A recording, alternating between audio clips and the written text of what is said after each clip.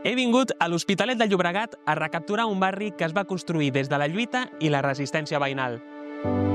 Bellvitge era una antiga zona rural de l'Hospitalet que es va convertir en barri residencial a mitjans dels anys 60. En només una dècada s'hi van aixecar més de 10.000 habitatges, pensats per acollir milers de famílies treballadores vingudes d'arreu d'Espanya. Però aquells blocs van créixer massa de pressa i sense serveis bàsics.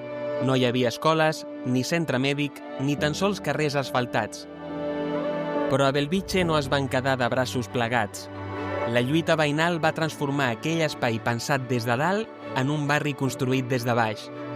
Les protestes, les assemblees i la pressió constant van fer que arribessin els equipaments i els serveis necessaris perquè les famílies s'hi poguessin arrelar. Amb el pas dels anys, Bellvitge s'ha convertit en un exemple clar de com un barri pot créixer des de la dignitat i la força col·lectiva.